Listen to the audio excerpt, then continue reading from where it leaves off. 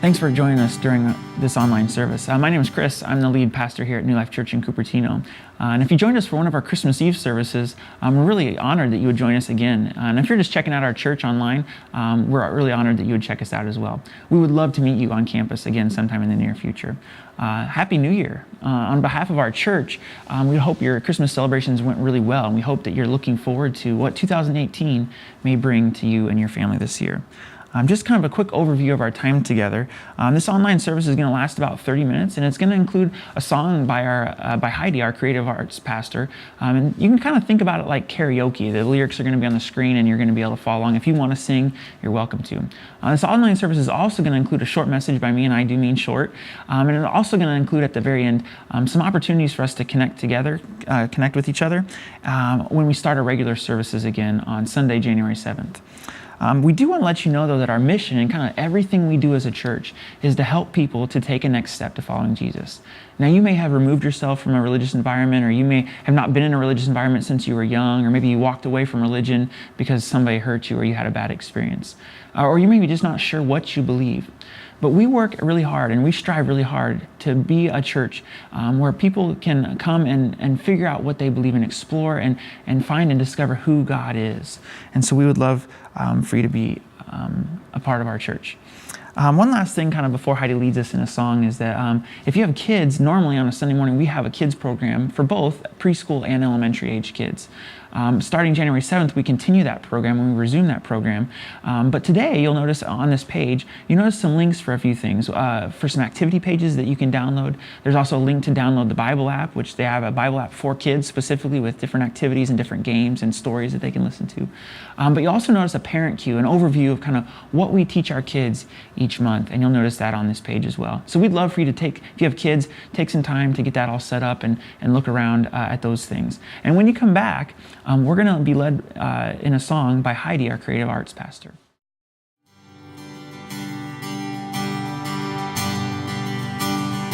All that we do without love,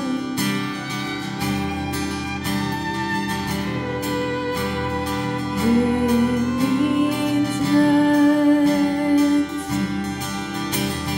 Grant us the courage to give.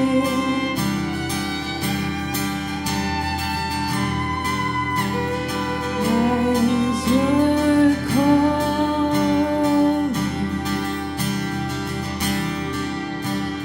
make me an instrument of your peace.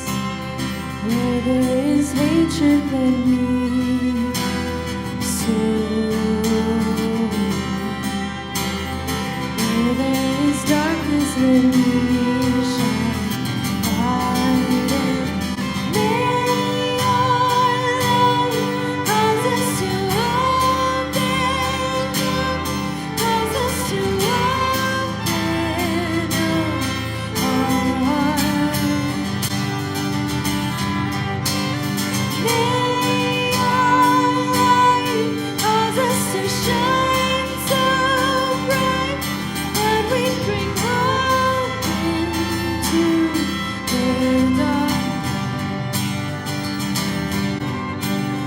Hope for the hopeless, your love is.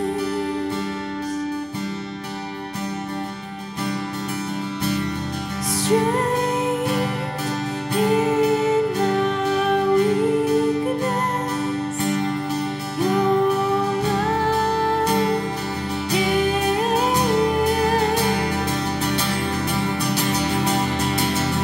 Hope for the hopeless, your love is.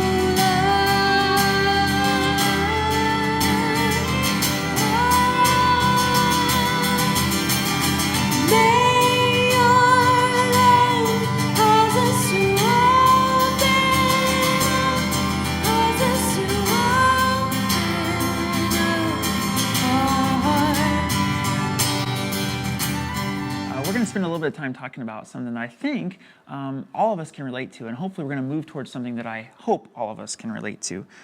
We all, I think, want to be known for something. And maybe you haven't thought about this recently, or maybe you've thought about it too much, but we all have some things that we want to be known for.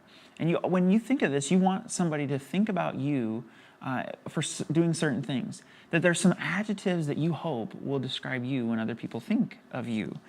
And these adjectives really do determine like our social media use and what we put on social media.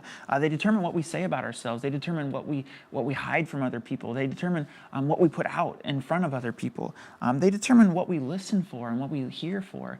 And they determine really kind of what hurts our feelings and what encourages us. And this is kind of a common time of the year where we ask this question: what do you want to be known for?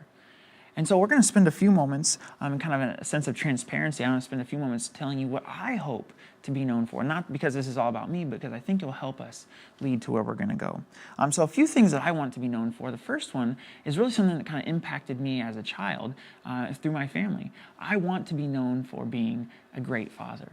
And I want to do that kind of almost above everything else. And the second one is that I do want to be a great husband, but even I know that you need to kind of usually be a husband before you be a father.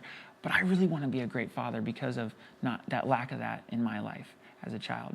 And I also want to be a great leader. I want to be a great pastor. My organization is being a pastor, but I also just want to be a great leader and lead this organization that we call a church really well.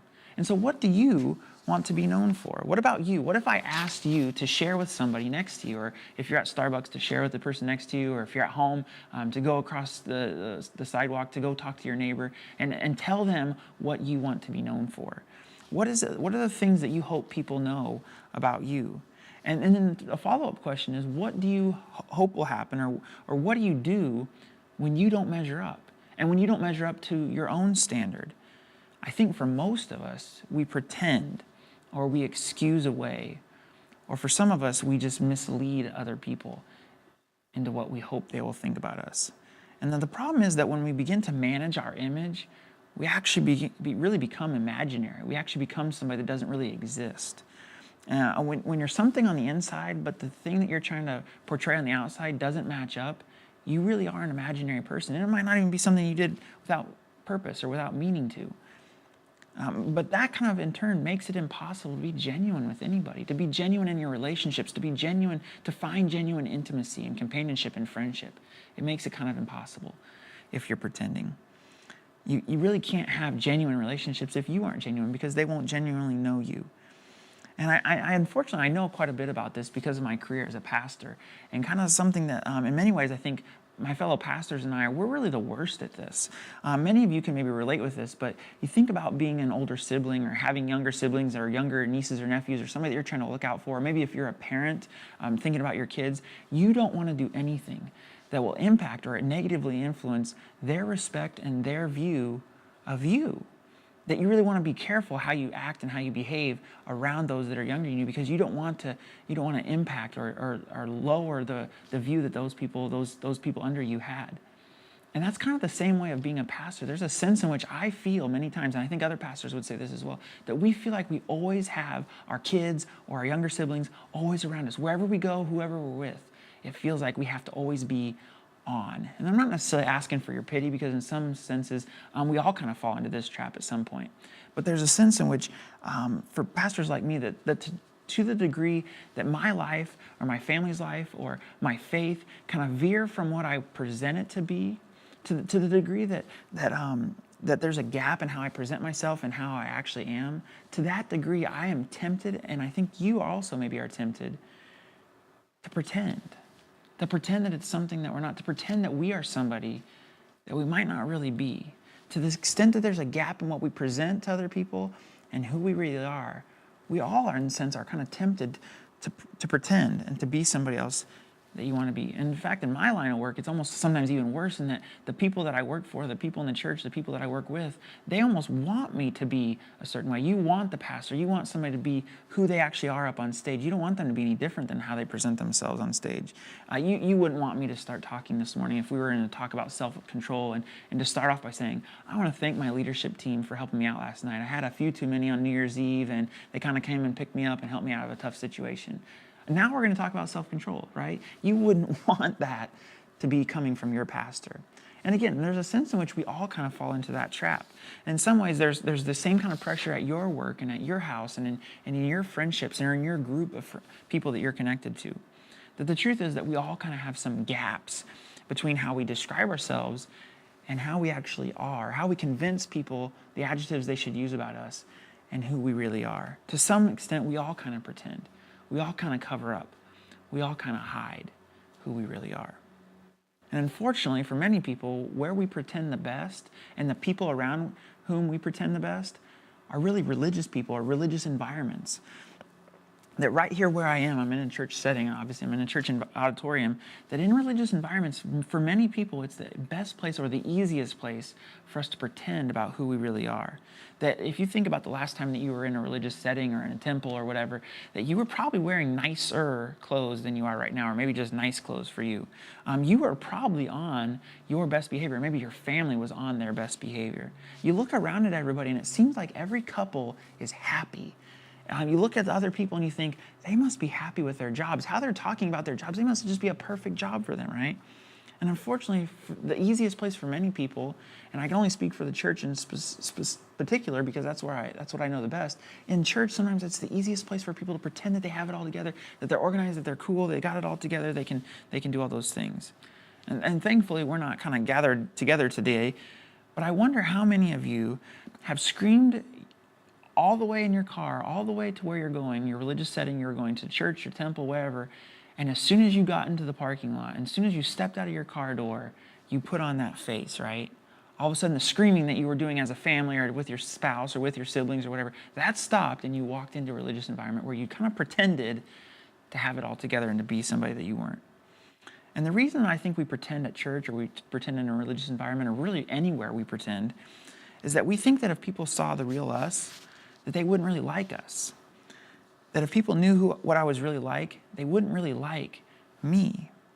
And this is kind of the jumping off point for the rest of our time together online, is that if people don't know what you are really like, they don't really like you. That if people don't know what you're really like, they don't really like you. That they just like the social media image of you, or they just like some other image that you're portraying of you. That they just like the adjectives that you've convinced them are true of you. That if people don't really know what you're really like, they don't really like you. And the scary thing is that maybe nobody really likes you because nobody really knows you. And I think on some level, again, all of us are tempted to pretend, tempted to be somebody that we're not. But again, for all of us, we can't really move forward. We can't really move forward in our life and what we want to be and who we want to become and what we want to achieve unless we're willing to embrace who we really are now so that we can move forward. We all want to be known for something, but we really all need to be known by someone. That we really all need relationships, and I think you know this, and I wish that there was some way that I could do this wherever I went, where I could kind of just drop the pretense of being a pastor, and sometimes I don't tell people I'm a pastor, because then I don't have to build up that pretense, or people don't build it up on me. But we all just need places where we can just kind of drop the manufacturing, where we don't have to be cool, we don't have to have it all together, we don't have to be organized and seem like we have it together. That there's a place and a people where we don't fear being judged, or we don't fear rejection because of who we really are. And if you found that environment, if you found that group of people, I can almost guarantee you that you were attracted to them, that you were attracted to that group of people, you were attracted to that environment, whether or not it was a healthy place for you to start with. That you're kind of just naturally drawn to those environments where you can feel known and feel accepted for who you really are. And maybe those people are real. Maybe that's what you kind of would say, yeah, those are real people because you felt connected to them. But maybe, just maybe, those people you were attracted to those people, you felt connected to those people, because you were really known by them. You allowed yourself to really be known by them. And this is why gangs continue to attract people, right? This is why romances and rehab romances and workplace romances and social media romances, this is why they're so prevalent, why they pop up all over the place. Because people, it's not because they're around such healthy people. Maybe many times they're not around healthy people. But what they're around and who they're around is people that know them, that they feel a sense of belonging, a sense of purpose, a sense of connection with these group of people. That they feel like there's a group of people that actually, or a person that actually knows them and can relate with them and understands who they really are. it's really powerful to be really known by somebody. Teenagers, kids, this is why your parents harp so much on who your friends are, because whoever you're connected to, whoever you feel accepted by, is going to be the group of people that really can impact you and can really determine your life. And when you find those environments, you're kind of attracted to those things, right? When you feel like you can be accepted, you can just let down all the pretense and let down all that guard and let down who you think you should be. When you can let that down, you are attracted to those things. And as a church, actually, we believe that you are made for that, which kind of leads me to maybe the most difficult part of this message for many of us. That we believe that the people in the place where this is supposed to happen, the people in the place where you should have the most freedom to be who you really are, the people in the place where you should have the most freedom to be transparent and to be open with who you really are, believe it or not, the people in the place that this should be the most relevant and most evident place, we believe should be the church. Now, I know for many of you, that might not be your experience. And maybe that's part of the reason why you walked away from faith or you've walked away from religion, is that you didn't feel like religion in any capacity, whatever religion it might be, that you could be open and transparent in that. Maybe you've had a bad religious experience, or you don't go to church, or you used to go to church, but you stopped going as a kid, or whatever your case may be. That we really want you to know that we believe this is what the essence of church is, that the essence of church is to be a place where you can be known and where others can be known by you as well. And the reason that we say this is that the first church pastor, like the very first church in the first century, when just after Jesus left this earth, was a guy named James. And James was actually the brother of Jesus. And James was the pastor of the first church in Jerusalem in the first century. And he says this in James. He says this about the church, and this is what we believe the church should be. Confess your sins to each other and pray for each other so that you may be healed. And so what we're going to do starting next Sunday at our church is we're going to ask you to go find a stranger, find somebody in the church, and go and confess your deepest, darkest sins to them. And then they're going to confess and turn around and confess their deepest, darkest sins to you. And I would recommend, though, you not be the one that goes first, right? That's a little bit scary there. Let me pause and just be very clear. If you didn't get the sarcasm, we will not be doing that next Sunday. And you probably think the same thing that I would think when you read a verse like this, like, I don't want to go and confess my sins to somebody else. I want to, if I'm going to confess them to anybody, I want to kind of keep it between me and God, right? I don't want everybody else to be knowing what I've been up to. And essentially what you're saying is the same thing as saying, I don't want anybody to know me. I don't want anybody to know what really is inside me. I don't want to be known. And you might think, I don't know what's wrong with my marriage. I don't know what's wrong with my friendships. I don't know what's wrong with my job. I just feel so lonely. And James says, well, if you're not willing to do this thing, if you're not willing to kind of let somebody know who you are, even the deepest, darkest things, however you might want to define sin, if you're not willing to do this, then you really can't be known. And this is what the church really should be, James says. James says that it really should be a place where you do let people know who you really are, that you do pray for each other, you support one another, and that in turn, he says that kind of the result is that you could be healed, that there's something extraordinary that comes from being known by somebody, that really being known by somebody, not just pretending, not just showing who you think you should be, but to being known. And I'm going to kind of remind you that this is not what we're going to do next Sunday, just to be very clear. We're not going to do this next Sunday. And I would even suggest to you that we really can't do this on a Sunday morning in church, in rows, in a group of people, a large group of people. And if you've ever been in an environment where that's happened, it's probably been a little bit strange and a little bit weird.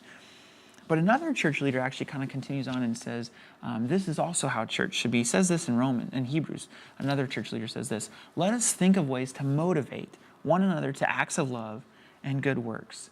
Now, as Christians, we believe that really we are supposed to encourage and support and motivate people towards doing good deeds and loving other people. Like, that's kind of the purpose of why we're on this earth.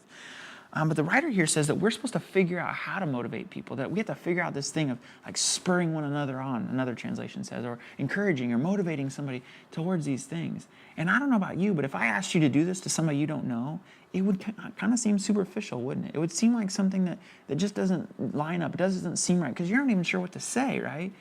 And within this idea that this writer is saying is that if you're going to encourage, if you're going to motivate somebody, you really have to know them. You have to know who they are. And the next verse that he says after this is kind of something that a lot of pastors, a lot of people who like me or Christians try to say, the reason why you should be in church, and maybe you've been told this, the reason why you should be in church is the next verse that we're going to share. And I love Sunday morning church. I think it's a very important thing. My livelihood is kind of based on that. But I would suggest to you that the next verse really doesn't even apply to Sunday morning, like gathering in a row, gathering in a big group. Not quite what I think this author is saying here. He says this in the next verse. He says, and let us not neglect our meeting together, as some people do, but encourage one another. And again, I would suggest that you really can't encourage one another in a big group. While we hope it is encouraging, we hope it's encouraging to see other people that are kind of headed in the same direction as you spiritually. We really don't think that that can necessarily happen. The best place for that to happen is not necessarily a Sunday morning with a big group of people. We think that it should happen in a different thing. It's not that you can kind of even do this on your own. That some people try to do this like as a solo Lone Ranger kind of me and God kind of thing. But really this author is trying to say that it is bigger than that. If you think that, you really don't have a good idea or a good picture of what the fullness of Christianity is really all about. There's another guy who planted a lot of churches and started a lot of churches in the first century after Jesus. He said this in this verse. He says, "Dear brothers and sisters, if another believer is overcome by sin, you who are godly should gently and humbly help that person back onto the right path." And I kind of want to pause a second and look at these first few words here, brothers and sisters. I don't know how many of you have ever been in an environment or been in a place where somebody called you a brother or sister or called you an auntie or uncle or called you a niece or nephew, and you weren't really that relationship to them, and it kind of felt awkward, and you didn't really know that person. You're like, what are you doing calling me this, right? And I think that's kind of what this author has in mind. This guy that wrote this is a guy named Paul. And when he wrote this, I don't think he had in mind that you would just not know somebody and still call them a brother or sister. And it might seem a little strange, right? There's this built into this idea that you know somebody well enough to call them by this name. And if you know somebody well enough, that there really should be a sense in which you help them along the way when you notice the things in their life that are sinful, that are not following what they want to do or what you think they should be doing, kind of this moral sense of following God. And you should do it gently and humbly, not to kind of point it out and to be rude about it, but he says gently and humbly you should help them. And then he continues on and he says, share each other's burdens, and in this way, obey the law of Christ. And the first idea is that you can't share somebody's burdens if you don't know what their burdens are, if you don't know who they are. You can't know somebody's burdens without knowing them first. And Paul kind of makes the connection that by doing this, it says, in this way you obey the law of Christ, that the law of Christ is basically to love one another as God, through Christ, has loved me. And that's by doing this, by sharing each other's burdens, you're loving other people the way that Christ has shared our burdens and cared for us and loved us. Then this next verse that I want to share with you is a verse that the same author wrote. And he says this in Romans chapter 15, verse 17. This is something that as a church we really strive for. And we probably don't always hit the mark, but we really strive for this to be something that describes and represents our church. He says this, accept each other just as Christ has accepted you. That this is really what we hope for and strive for as a church. That we hope that people feel accepted and loved just as Christ has accepted and loved us. And that's something that we sometimes think, well, why did God ever accept us just the way we are? Just to leave us that way? Actually, God did not accept you just to leave you that way. He has something bigger in store for you, and he wants to change and work through your life and transform you. And so we really believe that the best way for this to happen, the best way for your life to be changed into the way that you want it to be, the best place and the best people to experience this is with other people that want to experience life and to have their lives change and to be transformed. And so this is why you, and this is why I, both need a therapist. Well, actually, not quite what we have in mind. This is why we need a circle. See, a value that we have in our church is that we value circles over rows. That gathering together on a Sunday morning, while we gather in a row and we gather in a pew, we gather in those chairs, it is important and there's value to that. We actually think that gathering in a circle, gathering in a group of people where you can be known and you can be accepted no matter what, where people can actually know you to accept you, we think that's so important. And we think that happens best in a circle. We think that happens best in a group. That is kind of where the essence of church actually happens. That is where life transformation really takes place. That is where you can carry one another's burdens, you can be accepted, you can accept other people, and you can pray for one another because you know what each other's going through. You can confess your sins. You can go through those difficult times together because it's a group of people. You're not sharing with the whole world. You're not sharing with a large group of people. You're sharing it with a smaller group of people.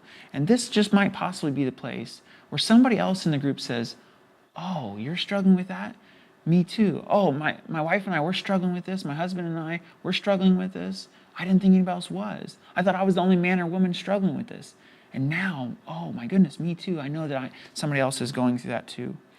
And so we think that actually this is the best place. We think these groups are the best place for this kind of being known and sharing your life experience with can happen. And we call these life groups, and we really think that they're pretty self-explanatory. They're groups of people, 8 to 12 people, where they do life together. They live life together. They meet kind of regularly, 3 or 4 times a month, but they don't just meet together just kind of randomly or haphazardly, but they meet together with a purpose. And it's really simple, though. It's a really simple thing. It's 3 things that kind of make up a life group.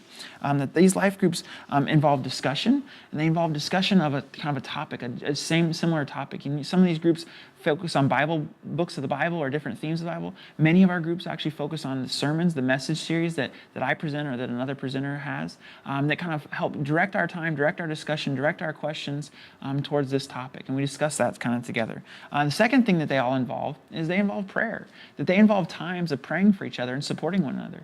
There's times where you might be the one praying for somebody else, and there might be times where you need the prayer. You're asking other people to help pray for you in whatever you're going through. And the last and maybe the most important thing is that all of our groups hopefully involve some sort of food or snack. That really, food does really help people to feel welcome. It helps people to feel accepted. It helps people to feel involved. And so we do hope that there's food at most of our groups. And so how can New Life, I have a question as we kind of wrap up our time together, how can New Life, how can our church, or how can any church help you in 2018 to be known by other people and to know other people? And I have 4 things that I want to share with you today. The first way that New Life can help you to be known in 2018 is to join a group. And if you're on this website, online.nlnc.org, you should notice a form just below this video that will help you to maybe get connected to a group or to give us some information so we can connect you into a group. If you're watching us on YouTube, you can go to online.nlnc.org and you can find that form as well, and you can connect with us. We would love for you to join a group, and this is actually a great time to join a group. As we start the new year, as we start this a new series, a new message series, is a great time to start a group because you're all starting from the same point. And whether or not you kind of know these people or you might not be sure who they are, we have to start somewhere, right? And we have actually been doing groups for quite a while. And I, as a pastor, have been doing groups for quite a while. And there's some tricks of the trade that help groups to go better than others. And we think we've learned some of those things, and we would love to help your group to start and to begin as you try to get to know each other. So the first thing is you can join a group. The other 2 things are quite a bit easier. And so this one's kind of the hardest, so we're going to work towards the easiest. The second thing, though, is that we would encourage you to come back January 7th, next Sunday, to join us as we start this new series. We're going to start and resume our normal Sunday schedule, but we also are going to start a brand new message series. And so I'd love for you to watch this video next, this little clip about what our next series is about. And it's about something that we all share in common. There's a few things we share in common, all of us, and emotions are one of those things. And we might not want to, speak about our emotions. We might not want to present our emotions. We might not want to hide our emotions. But emotions are very important. And so we're going to talk about this the next few weeks. And we think that following Jesus has something to say about how we should handle and how we should manage our emotions. So watch this clip, and I'll come back with the last few things.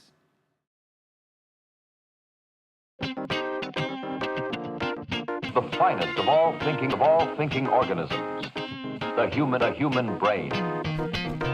The brain, a pulpy mass of cells and fibers, is the center of the network of fibers that make up man's nervous system. Hey, came here to learn about emotions, not play children's games. Well, you had some questions about emotions. This will help. Sit down. Emotions are centered in the lower part of the brain. I can't believe that. Notice your own emotional reactions to what you just experienced. What did you feel? What did you do? I'm beginning to see now how important it is to understand your emotions. But for full expression of man's thinking capabilities, we must look to the whole brain functioning as a unified organism. This is pretty clever.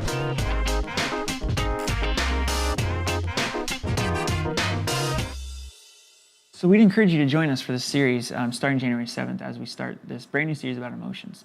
The third thing that we'd encourage you to do if you want to be known in this year and the way that we could help you is maybe that you just join us for prayer as we pray for 2018.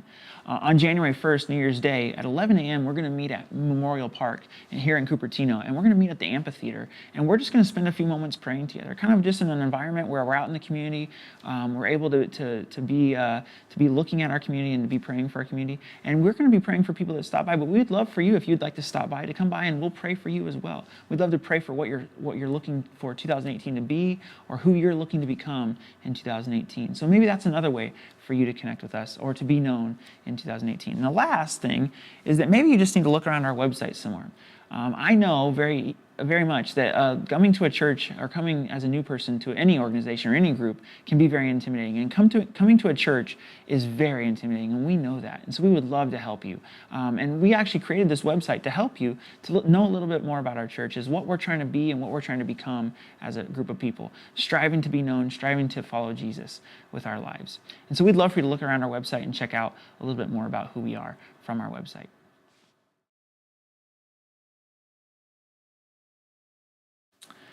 Thanks so much again for joining us for this online service this New Year's weekend.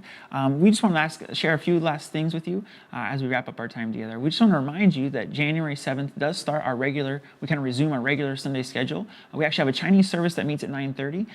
If you speak Chinese, you're welcome to join them. Otherwise, you're welcome to join us at 11 a.m. for our English service. And we will be starting this new series. We will also have our full kids programming for preschool and elementary age kids. We'll also have Heidi leading us, our new creative arts pastor, be leading us in some music, and we will have a great time together. We'd love for you to join us, and you're always welcome to join us. Thanks so much for joining us for this online service, and we hope to see you sometime soon.